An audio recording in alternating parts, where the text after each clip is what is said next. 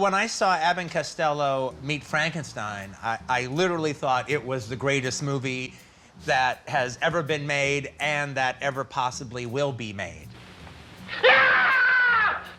Who screamed? You did. I did. Abbott and Costello meet Frankenstein because it is starting to get upon us. The time of year, ladies and gentlemen, yeah, Halloween is right around the corner. But today we're going to be talking about something that's way back in the day, taking us way back to the 40s. It's hilarious, classic. I hope you're a fan of the old school because we're about to take it back to the 40s today on Nobody Asks But. Nobody asked you, bold boy. Answer that phone. Answer the bell. Answer the phone. Which one do you want me to answer first? Both of them. Both of them. Both of them.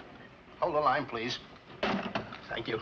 So there was a show when straight man Bud Abbott filled in for Lou Costello's no-show partner during a comedy duo. The rest was history. Oh, what is on second base? I'm not asking you who's on second. Who's on first? That's what I'm trying to find out. Well, don't change the players. I'm not changing nobody. Take it easy. What's the guy's name on first base? What's the guy's name on second base?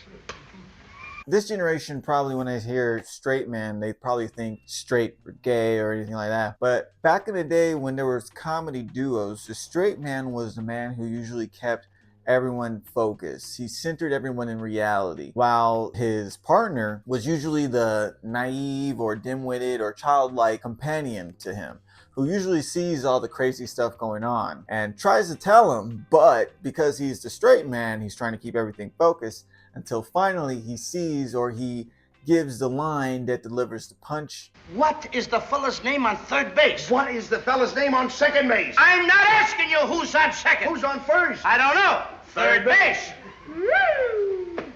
Now, these guys were comedy duo entertainers of their time, paid millions, well, thousands in that time. But if you were to transfer it to now, it'd be like at least 13 somewhat $1 million, as much as they were worth. So does it make sense? I hope it makes sense.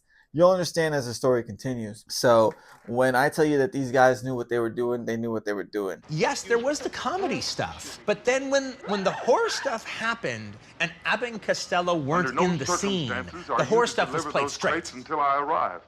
Understand?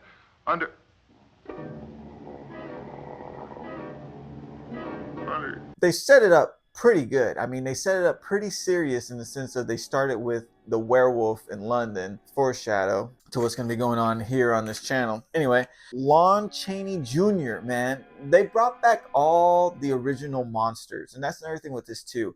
You got the Universal monsters. It's just this big crossover before Avengers, before, Marvel did it.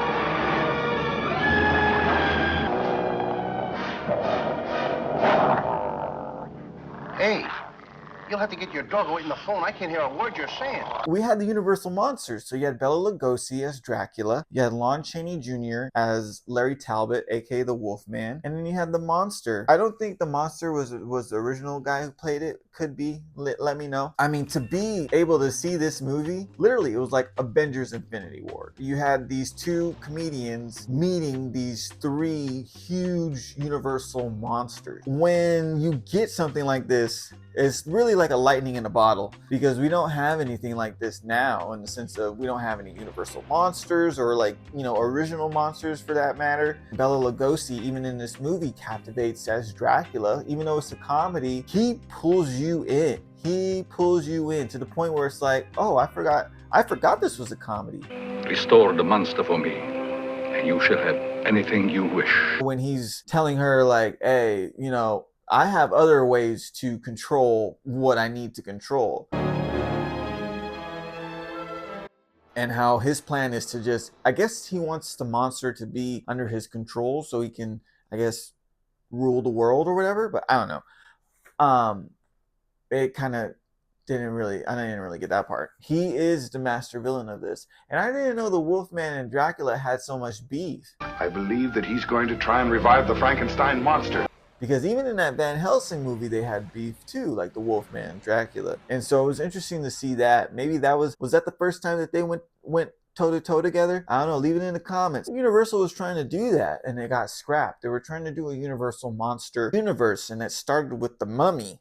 And because that was that didn't do so good. They scratched the whole thing. I mean, you had Johnny Depp, who was going to play the Invisible Man, and then you had Angelina Jolie, who was going to be the bride of Frankenstein. They had a whole cast, man. They had it all planned out, and unfortunately, that Mummy movie just got rid of that whole thing. Master. Yeah. It was really hard writing for this one because there's not much to write in the sense of it's just funny.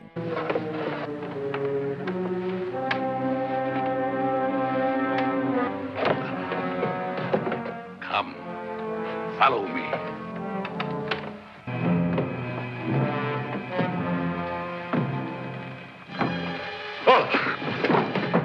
When I first watched this movie, I must have been around my son's age, if not older, but I just thought it was hilarious. And I loved hearing him laugh at the parts where I even laughed at. And I loved that I was able to share this with him too. He even asked, like, why is it in black and white? Chick! Hot chick!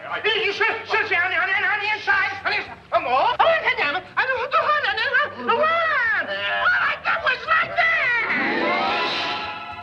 And so it kind of did perk a little bit of interest in the sense of questioning what kind of movie is this? Who are these guys? And so I had to explain who Dracula was. I explained who the Wolfman was, who Frankenstein was, and I'm sure most of it went right over. That to me was a great experience as a father to his son. Okay, so the 40s definitely show their age when it comes to the special effects, but I can only imagine like the people in the theaters were just like, oh my god, look at him change into a bat, from a human to a bat. Look at the amazing graphics. And my son was like, was he a cartoon? He was just a cartoon.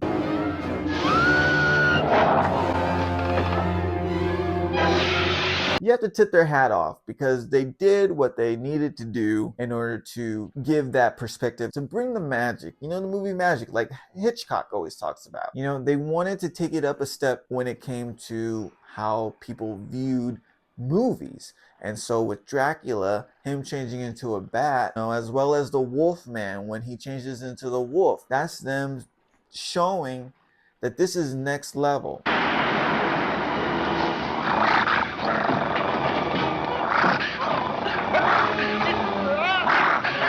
We go from practical to CGI, and then we stayed in CGI. And nobody asked me, but if we stayed in practical, it'd be even more terrifying.